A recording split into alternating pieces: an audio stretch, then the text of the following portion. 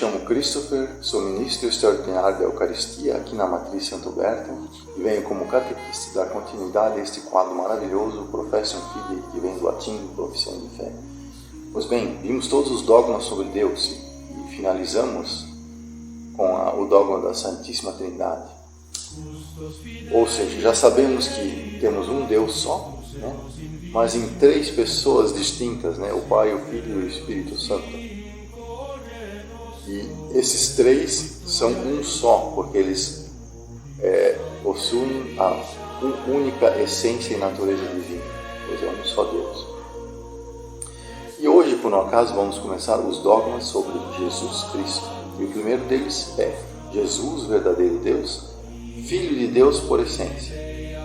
Ou seja, Jesus como sendo a segunda pessoa da Santíssima Trindade, Ele é Deus por essência, por isso que o segundo artigo do Credo nos fala sobre Jesus Cristo, seu único Filho, seu Filho unigênito, nosso Senhor. Quer dizer que Ele é Deus, Ele é o nosso Senhor. Assim, porque Deus criou o mundo e governa o mundo, então Jesus Cristo como Deus é o nosso Senhor que nos governa. Ele criou o mundo, né? A Santíssima Trindade criou o mundo. Mas vamos tentar distinguir, já que eu disse, são as três pessoas da Santíssima Trindade, são um Deus, mas pessoas distintas, né? Que o Pai gera o Filho e do Pai e do Filho procede o Espírito Santo. Pois bem,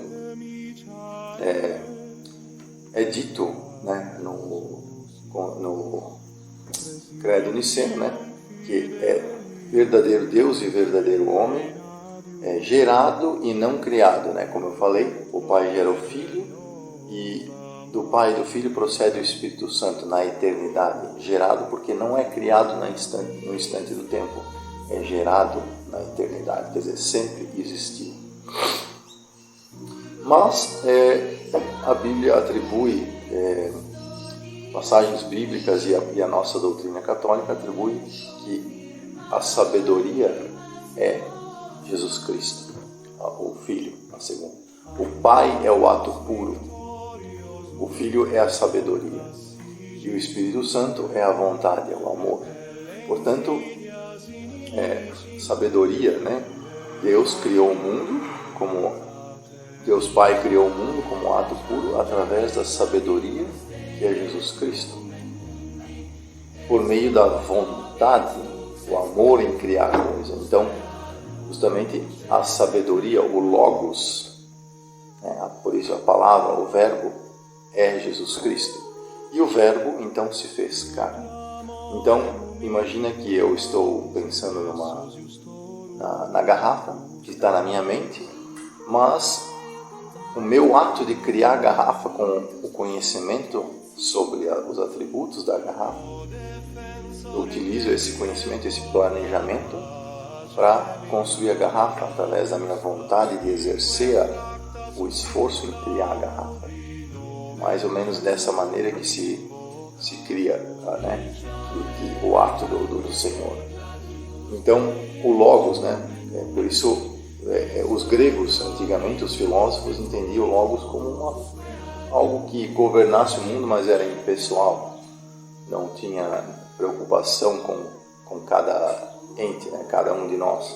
No entanto, Jesus Cristo é a palavra, o Logos divino, a palavra que se fez carne e habitou em nós, que nos redimiu do pecado original, que realmente se mostrou um Deus amoroso e preocupado com a nossa alma. Essa é a grande diferença, o grande avanço na filosofia que se deu com Jesus Cristo. Por isso Jesus Cristo é a plenitude dos tempos, é a plenitude da revelação divina. Pois o Logos, a palavra, o conhecimento se tornou carne. Então, se Deus é a suma bondade, a suma verdade e a suma beleza, ela se manifestou plenamente em Jesus Cristo. Que possamos cada vez mais ter amor por Cristo. Eu desejo a todos um bom domingo e uma ótima semana. Pace in Domini omnibus, a paz do Senhor para todos. Amém.